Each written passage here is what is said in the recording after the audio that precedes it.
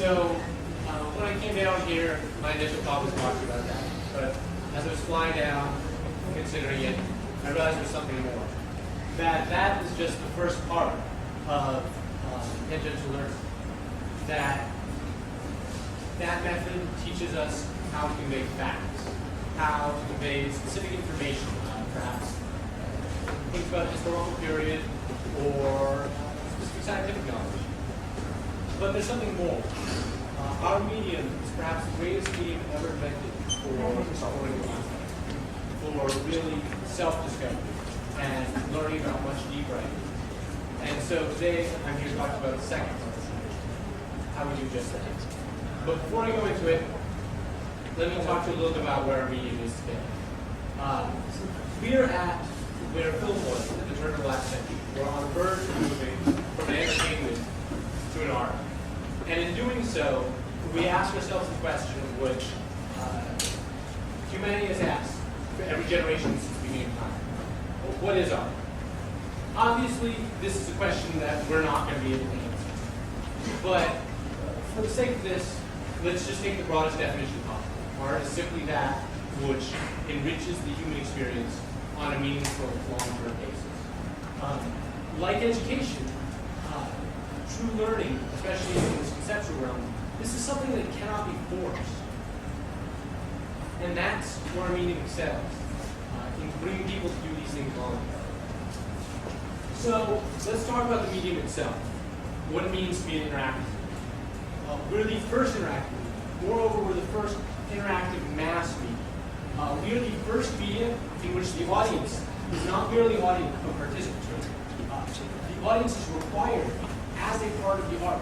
They're involved in the creative endeavor for the first time ever. So, what does interactivity mean? Fundamentally, it means choice. It means volition. It means having agency.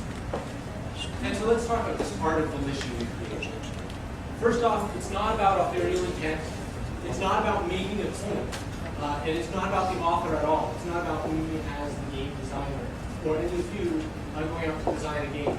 If we're really supposed to discuss concepts, let people explore in this medium, we really want to address larger issues with tangential learning, we have to learn that this medium is the world's first medium that's about the audience, about the player. We must divorce ourselves. All we do is enable. We are not the authors of the past. So we have to escape old paradigms. And this is difficult for all of us as we're young medium. But we're not books, we're not film, we're not TV, we're none of those things. We have to find a new way of writing, and a new way of approaching our medium that doesn't stem from any of these older topics that we draw from. Because what we do is we craft experiences. That's what we're doing. We as designers, as game makers, as developers, are creating experiences, much as you are as players. We don't define events. Every other past art defines events. If you read a novel, if you watch a film, what you're seeing is a series of defined events. We simply create boundaries. We create the space for the player to define events. We don't get to dictate what the player does. Our art is not fully our own. It's a scary thing for an artist to take a step back and say, this creation is not only mine. I will allow you all to collaborate and experience it the way that's best for you. Which leads us back to tangential learning, how we use this to explore ideas. Basically, our medium, the real strength of our medium, lies in this opportunity for exploration. In this moment where you have many choices in front of you, and you get to find out how you address any of these questions anytime. What's interesting about our medium is it's the first direct medium of self-discovery. In every other medium, you witness other events described, and then you have to analyze how you feel about those events, how you thought about those events, in order to understand something about yourself. Through the medium of interactive experiences, instead, you have the opportunity to participate in those events. You are living those events, you are making those choices. And as such, those choices inform you about you. This is what choices do. This is how we learn about ourselves in daily life. This is the first time we've ever been able to do this on a massive scale.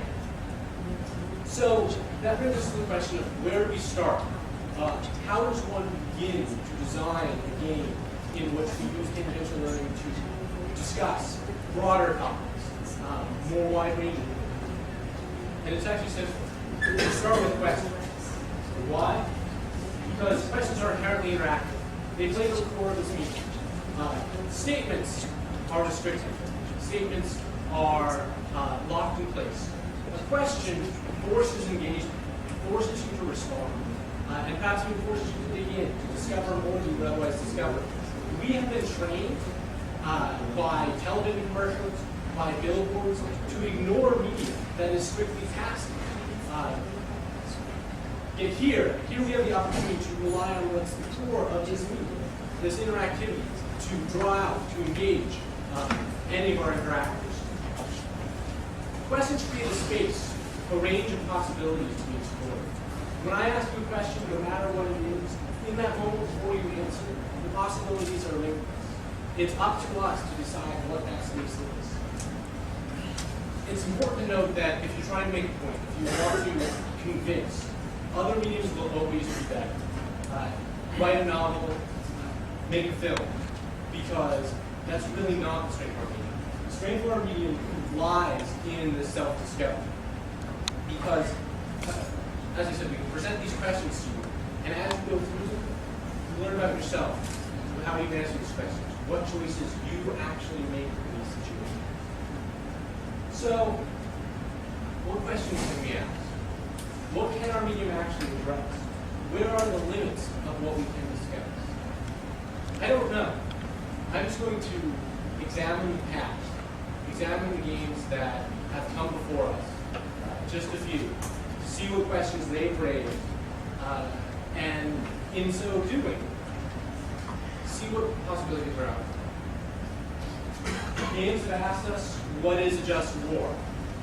They've asked us to consider the remote mechanical horror of modern warfare. They've taught us about human companionship and loyalty. They've asked us about the possibilities of nuclear war and the end of days.